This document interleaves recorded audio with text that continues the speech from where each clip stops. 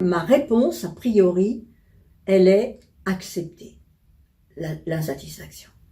Le gros problème qu'on a, c'est qu'on n'accepte pas. On n'accepte pas suffisamment qu'un client ne soit pas content.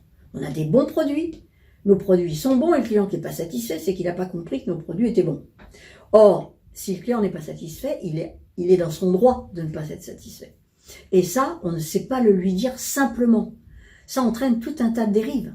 Les dérives du genre, on se justifie, on explique qu'il n'a pas bien compris, et on explique, enfin bon, on le met en tort, quoi. Donc ça, c'est le premier point, accepter avec simplicité.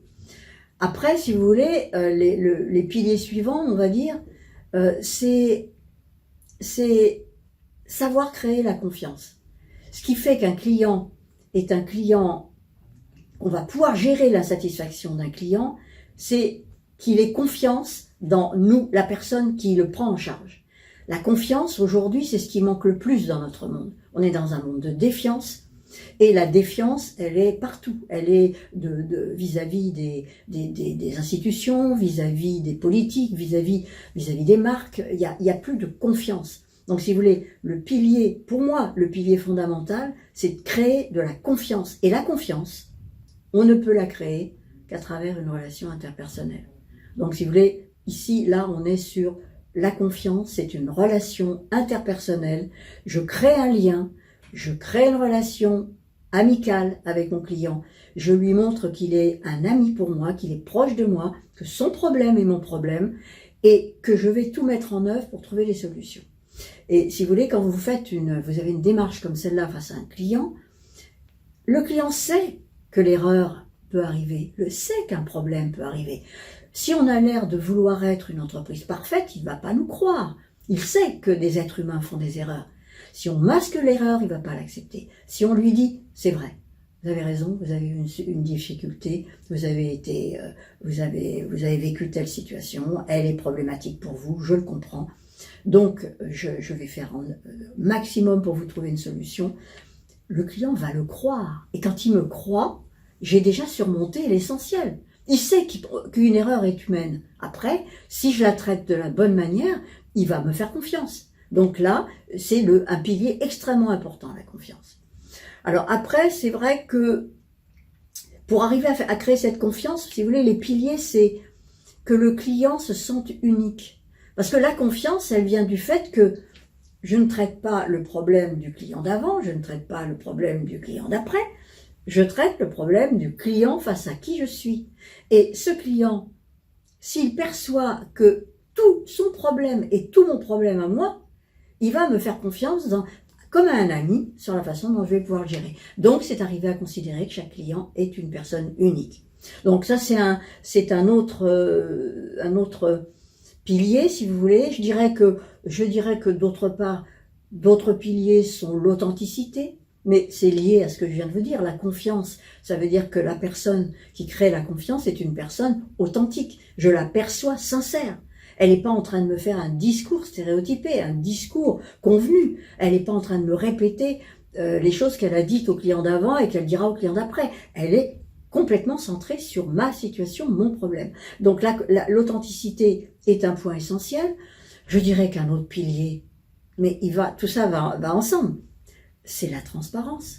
Aujourd'hui, dans les entreprises, regardez, il n'y a pas de transparence. On raconte aux gens qu'il n'y a pas de retard dans le traitement de leur dossier, alors qu'en réalité, ça prend plus de temps que d'habitude. On essaie de leur expliquer qu'on n'a pas tort et que donc tout va bien. Le client, lui, il voit que son dossier n'est pas traité. Donc, il se dit, on me ment. Et donc, ce manque de sincérité, de transparence dans les explications. Je sais qu'en disant transparence, ça provoque beaucoup de crainte dans les entreprises. Parce que la transparence veut dire qu'on admet de ne pas être toujours parfait. C'est ce problème de perfection qu'il faut que l'entreprise arrive à apprendre. C'est pas elle qui compte, c'est comment le client l'aperçoit. Et si le client perçoit qu'elle est authentique, qu'elle lui donne des explications qui ont du sens. S'il faut, si vous voulez, la notion de sens. Vous savez, quand on me dit, par exemple, je sais pas, je travaille, j'envoie un courrier à la RATP et je lui dis, j'aimerais bien que vous fassiez une ligne qui va jusqu'à tel endroit Là où j'habite, là, ça serait parfait qu'il y ait une ligne. Et puis comme on répond aux clients, on me répond, ah ben oui, vous avez raison, c'est très important, on va y penser, on va réfléchir à la situation. Il est évident qu'ils vont pas réfléchir à la situation, parce qu'ils peuvent pas faire des lignes pour tous les clients qui les demandent. Donc, si on me répond comme ça, je me dis, bon, ils se moquent de moi. Si au contraire, on me répond en me disant, c'est vrai que c'est important, ce que vous demandez, et que notre objectif à nous, à RATP, c'est de vous donner le maximum de satisfaction sur les sujets, sur ce qui va vous rendre la vie plus facile au quotidien. Permettez-moi de vous dire les raisons pour lesquelles c'est compliqué. Vous voyez, transparence, c'est ça. C'est vrai, c'est important pour vous, je le conçois. D'un autre côté, c'est compliqué. Vous savez que pour faire une nouvelle ligne, il faut les autorisations des mairies, qu'il faut que le sol soit, qu'on puisse le percer, qu'on puisse construire dessus. Vous voyez, énormément de choses. Donc, la transparence, ça consiste à dire aux clients des choses qui sont pas simples, qui demandent à bien y réfléchir, mais qui, pour lui donne le sentiment qu'on le prend pour une personne intelligente. Et prendre un client pour une personne intelligente, donner du sens aux choses, ça n'a pas de prix pour gagner un client fidèle. Donc voilà, si vous voulez, c'est ça les piliers. Et tout ça repose sur si vous voulez, en fait, la capacité de se mettre vraiment dans la peau du client, d'être centré, de comprendre ses émotions, d'être bienveillant vis-à-vis de lui, je dirais que de pas le juger, de dire que on va y venir après d'ailleurs, mais c'est vrai que si vous voulez, c'est cette capacité de se mettre dans sa peau, dans sa vie, et de se dire si j'étais à la place de cette personne, je ressentirais vraiment de l'angoisse, de l'inquiétude, et c'est cette capacité à prendre en compte cette inquiétude et cette angoisse qui va faire que je vais pouvoir donner satisfaction à mon client. Non pas que je vais répondre à ses questions et qu'il va avoir toutes les réponses qu'il attend, je vais pas faire de miracle, mais simplement il saura que ce que je fais, c'est ce que je peux faire. Il saura que j'ai fait le maximum pour lui.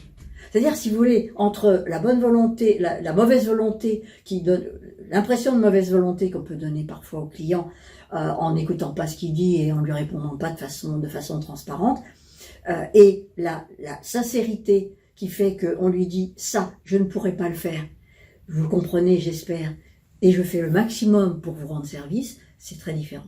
Donc le client est capable de comprendre tous les efforts qu'on fait pour lui, et je pense que c'est notre avenir, il est dans cette relation client, et en prenant en compte toutes ces choses-là. Parmi toutes les choses que j'ai vues, je peux vous prendre un exemple. L'exemple des magasins Nordstrom.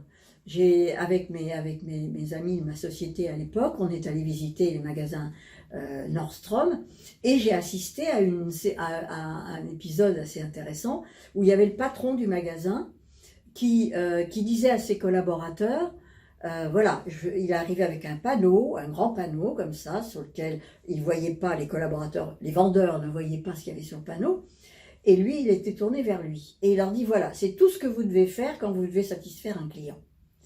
Et puis, il retourne le tableau, et sur le tableau, il était écrit « It's up to you ». C'est-à-dire, en fait, vous avez la main, vous êtes autonome, c'est vous qui savez comment faire pour satisfaire un client. C'est votre rôle.